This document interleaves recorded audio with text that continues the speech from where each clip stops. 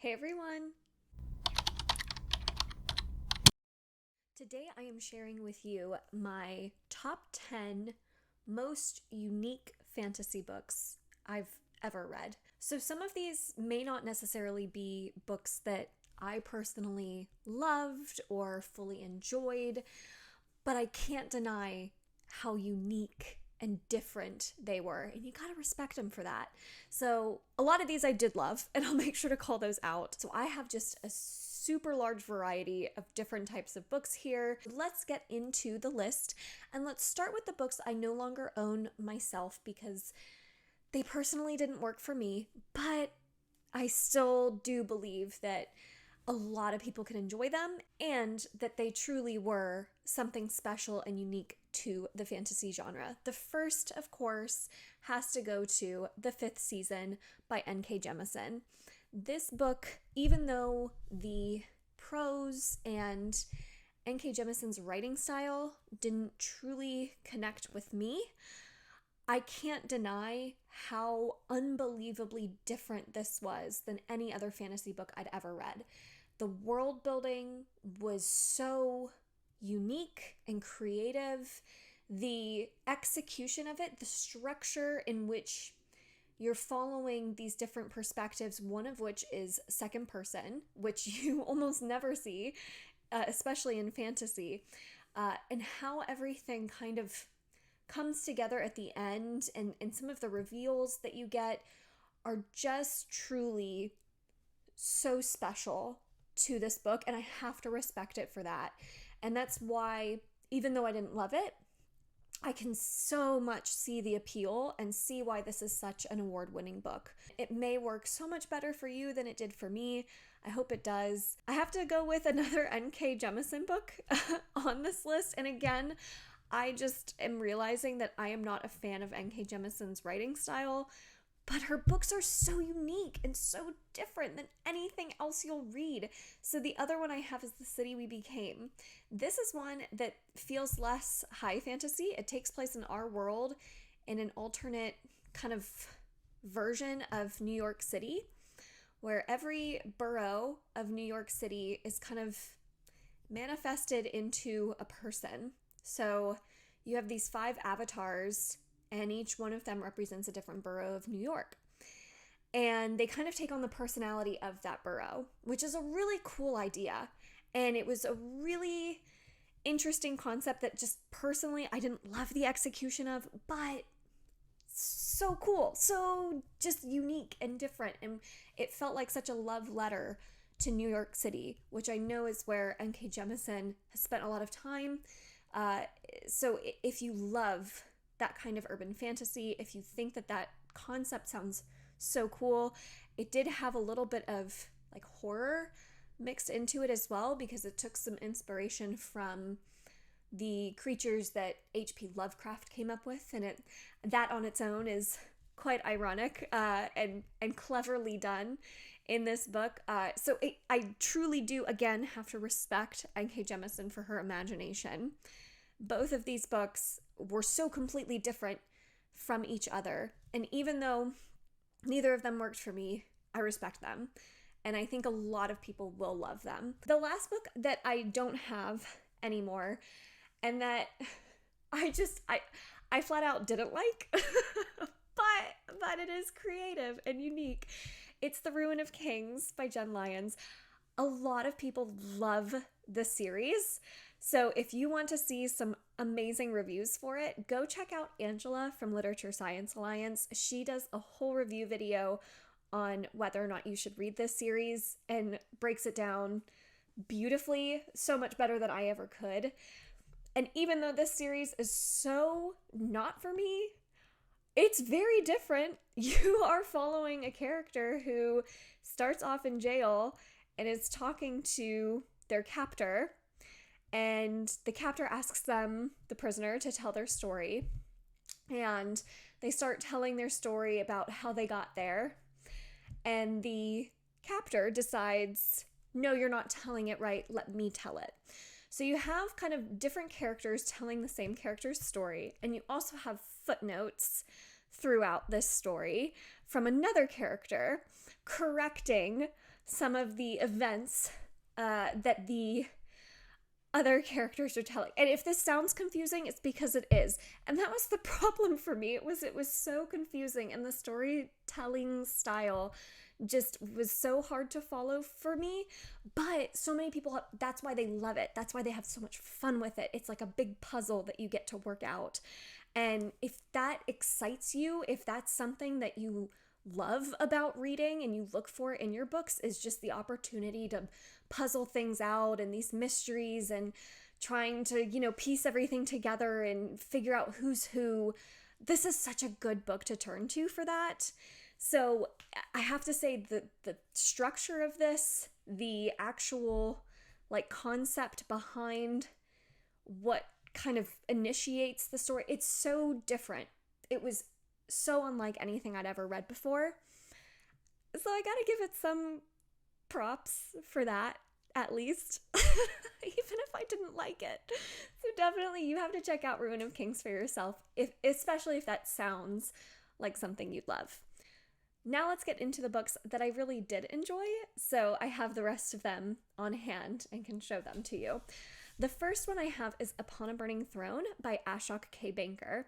This is one that is epic high fantasy, huge in scope, great, fantastic world building. But what makes it so different than anything else is it's an Indian-inspired fantasy based off of the Indian legend, the Mahabharata. So if you're familiar with that famous story, a lot of these plot points may feel familiar to you. I've never read that original epic, but I think I would really like to. The culture, the magic, the creatures, and the style of storytelling is so creative in this book. And the way this author writes different perspectives, this seems like a book that I wouldn't love because it's a little bit more flowery of writing. You get a lot of perspective changes where sometimes you're in the eyes of our main characters, but sometimes you're in the eyes of a crow passing over the lands and is reporting on what they see, or sometimes you're in the eye of a god. And it's so cool how it's all executed, how it all comes together.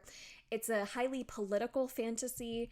It's following this royal family and who's going to be the heir to this burning throne. It is so good, full of family drama and politics and betrayals. It's so good. I loved this book. So if you're looking for just the most unique world building, the most unique magic, and the most unique storytelling, I think that this is such a good one to turn to, and I think it's very highly underrated. So even though it's a slower pace of a book, it is quite long. If you really just sink into it, allow yourself to take your time with it, I think it could really work for you. So that is one I do highly recommend. The next one I have is Black Sun by Rebecca Roanhorse. This is one that I love because of the world building and the characters. And so even though the plot itself, you've got a celestial prophecy, you've got a kind of thief-like character, some of these tropes we've seen before, but the way in which the characters come together, the way in which these tropes play out and are executed in the world that all of this story takes place in, that's what makes it so different. It's all based on this pre-Columbian America fantasy world.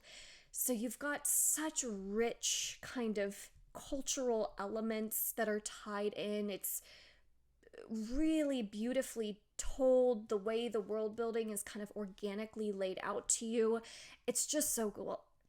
And the pacing is fantastic. The world building, it doesn't bog down the story.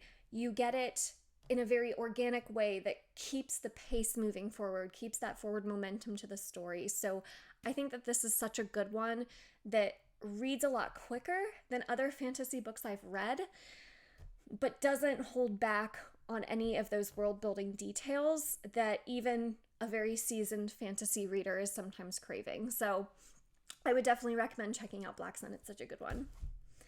The next one I have is Jade City by Fonda Lee.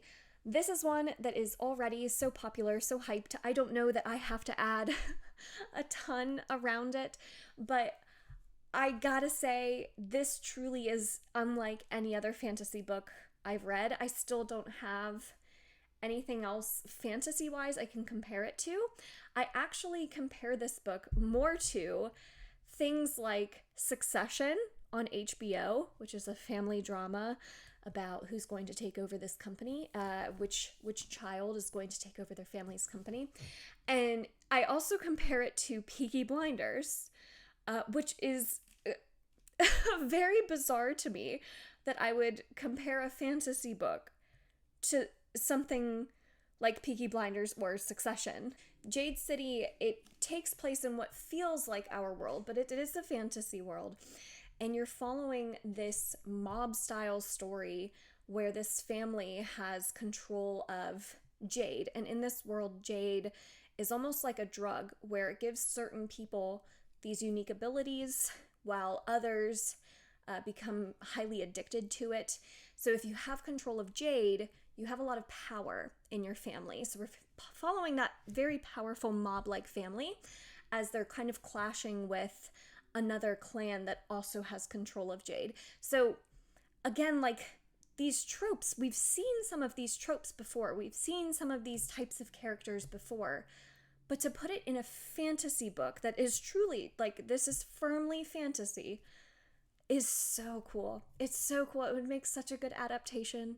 I can't believe we're not getting an adaptation, at least not that I'm aware of anymore. I know there was one rumored at one point, and I don't think it's gonna happen, but it really should, because this would make a fantastic TV show. It's so juicy. It's so delicious in its drama and family dynamics. And oh my gosh, just the world feels so fully realized that you really think this is a real place you can go. So highly recommend Jade City. The next one I have is The Ninth Reign by Jen Williams. This this might be the most unique book on this list. It is wild. The world building in this is so insane. So different. This almost takes horror elements and ties it into its world building and its fantasy creatures. You have what feel like your vampire type fantasy creature, but it has a really unique spin on it. And you also have what feels like a kind of first contact with aliens type trope, but in a fantasy world. It's so bizarre. You also have animal companions, but unlike anything you've ever really seen before. Every part of this book, every element that gets introduced is something you can kind of see the inspiration behind. You can kind of compare it to something else that you've seen before, but it has such a fresh and unique spin on it. So The Ninth Reign just has some of the most different world building I've ever seen. So different. So that's why this one's unique. It's not necessarily because of the plot of the story or the characters that you're meeting. It's really just the creatures you get introduced to, the things they see, the world building itself. So you got to check out The Ninth Reign. It's very good. It's very different. And sometimes it's quite gross and gruesome and horrific, but not to the point where I would recommend you away from it if you don't read horror or anything like that. I don't think it's scary enough to classify itself as a fantasy horror. I just think some of the elements that get introduced have horror type leanings, but in the best way possible. So take that as you will. I really like The Ninth Reign. The next one I have is The Bone Shard Daughter by Andrea Stewart. The reason I love this one is, one, I love the characters themselves. I think they're fantastic. But I also loved the magic system in this one. And we've seen a lot of magic systems kind of pop up in fantasy books, more recent fantasy books. I'll do a whole video on magic systems, and this one will probably come up again. But the magic in this is so cool. It's so, how do you think of something like this? It reminds me, it's kind of reminiscent of like a Sanderson type magic system where you just kind of take a step back and think, how did anyone think of this? How do you have the imagination to conjure up this magic system? It's just brilliant. These brains that come up with these things are brilliant. The magic is so cool in this, and the way it ties into this larger mystery plot, this conspiracy plot. This book is full of betrayal and secrets and mysteries that you're just trying to unlock, and it's so fun to try and figure out the pieces. And the world building is done in such an organic way. First, you'll be quite taken aback. You'll be quite perplexed at what's going on because Andrea Stewart just kind of dumps you in this world and you are left to figure it out alongside the characters. She really doesn't give you a ton of exposition or a ton of upfront information to handhold you through the world. You're really expected to kind of just go with it. And it will click. I promise you it will click. I just think Andrea Stewart, the way she did her world building, the way she did her magic, it was done in such a unique and creative way that it had to be on this list. It's so good. So I loved this book. This has the potential to be a favorite series for me. I just have to read the last book. I'll get there. All right, last two books I have, the first being Tress of the Emerald Sea by Brandon Sanderson. I had to have one Brandon Sanderson on here because his magic, again, like the Bone Shard Daughter, is just so unique and so creative. I don't know how a brain can come up with some of these ideas. And I was thinking at first, do I feature Stormlight? Do I feature Mistborn? But I gotta say, I think I want to feature Tress because the world in Tress, if you don't know, you're following a character and it's kind of a reverse Princess Bride story where you have a character, Tress, who falls in love with a prince. Prince gets taken away, gets taken hostage, and Tress is the one who's determined to adventure out away from her little safe town and her comfort zone. She ventures out on this adventure to save her love. And the journey getting there and the things you run into, the planet that we're on in this, and the way the visuals are laid out for you. You have these different moons that appear. You have these different seas that you are sailing through, and the seas are not made up of water. They're made up of spores.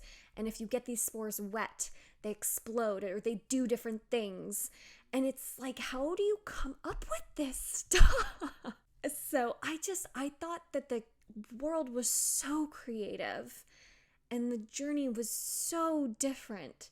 And even though it's like this classic feeling kind of adventure fantasy story, it's this classic feeling journey of following the hero to save their love. Like it's a very common trope. Just the way in which this world was laid out and how you put this classic feeling story in this completely new setting that is so unlike anything else. It was just so good. It was so good. It was cozy, yet it was compelling and different. It was just so good. So obviously I loved Tress. Highly recommend. The last one I have on here is the only young adult book that I have on this list, but I just had to feature it. It is so good. And it is actually more of a sci-fi fantasy. I would kind of put it in that middle ground where at times it reads more fantasy, at times it reads more sci-fi. So this last one I have is The Knife of Never Letting Go by Patrick Ness.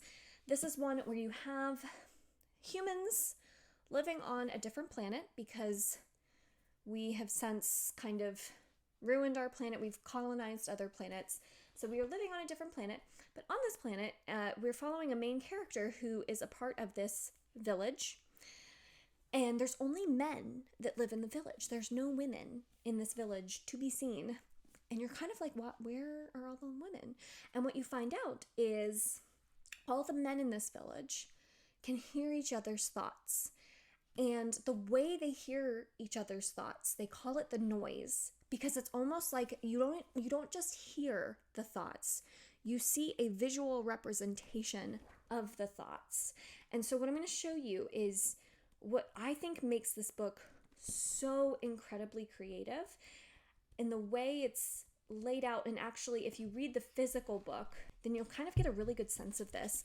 Like this is one example of the way the font is so different for when you're seeing thoughts. Like you just get these crazy visuals in the physical book of characters hearing this noise, seeing this noise.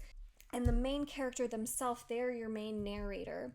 And they're very uneducated. They've grown up in this very closed off, secluded village without a formal education. So the narrator's voice is, they kind of have like broken grammar. They have like run-on sentences or not correct punctuation, or they talk in, an accent, or they have different spellings for things. So the way you're experiencing this story is so unique and well done, and it sounds like it would kind of come off as confusing, and it doesn't. It's very easy to read. It's very easy to follow what's going on. I love our main character, who's so compelling, and the mysteries of why there's only men and how they can hear each other's thoughts. It's so fun to try and uncover those mysteries, and what are the secrets that this new human civilization is holding back. I think it's so good. It's one of the most unique books I've read, and it's one of the reasons why it's still one of my favorites to this day. I think it's, again, extremely underrated. There is an adaptation. You don't have to go watch it. Please don't actually just read the book. It's so much better. But I can't recommend this enough. I think it's just fantastic. So if that sounds interesting to you, please go check this one out. So that is my list of the top 10 most unique fantasy books I have read so far. I would love to know, what is the most unique fantasy book you have read? Leave those comments down below. I look forward to seeing what your answers are. And thank you so much for watching this video. If you enjoyed it, make sure to give it a thumbs up, subscribe if you'd like to. And if you want more information about exclusive content from me, getting a chance to participate in a book club, getting a chance to select books for my TBR, you can check out all of the information for my Patreon that is linked down below. I hope you have a wonderful rest of your day, and I will see you all in my next one. Bye!